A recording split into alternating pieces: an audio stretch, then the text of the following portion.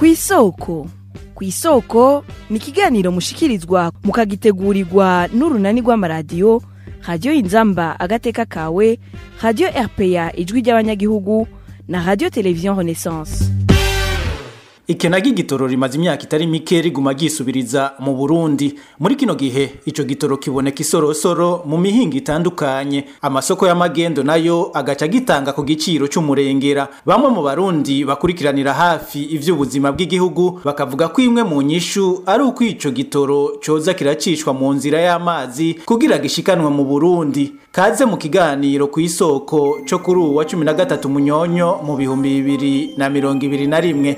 Nitwa Emile Nibasumba.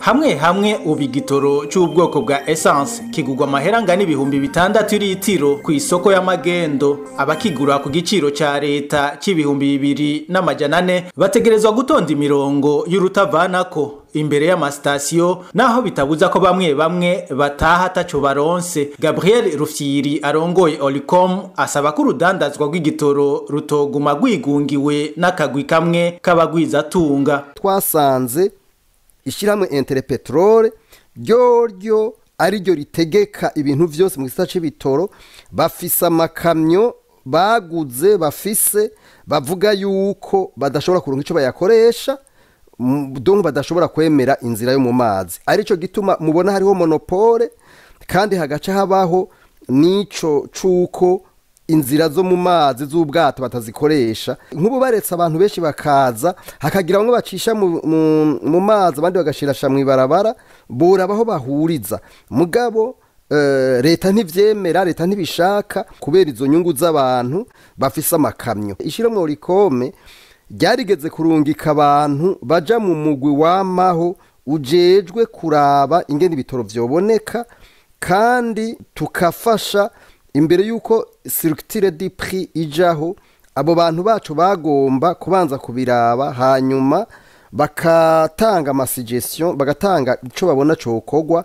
Mugabe ivyo twatanga vyose ntivyigera bikurikizwa. Arico gituma ishiramwe Olicom ryaciye rihitamwo gukuramwo umuntu waryo, kuko usanga leta bayiserukira bafise ivyo bafise mu mutwe bavuganye n'abadandaza, mugabo ntibigere n'umunsi numwe biyumvira ikintu kiza kiraba ineza y'umunyagihugu.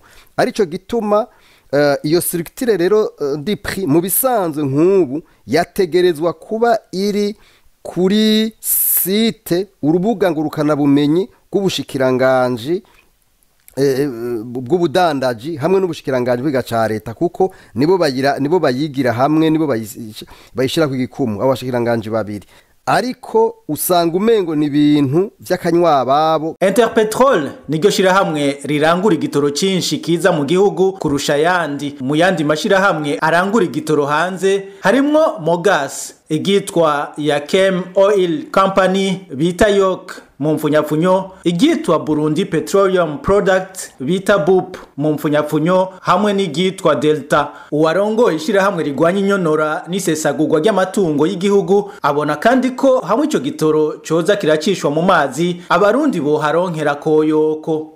Bujejwe ubudandaji bushiraho ikintu bita structure du prix du carburant. Iyo structure rero iba ihari kugira ngo yerekane igitoro kuva iyo kigurirwa mu madepo, yo kiva bagashiramwo ibijanye na transport. Iyo kiza n'amakamyo hari igiciro caco, niyo kiza n'ubwato hari igiciro caco.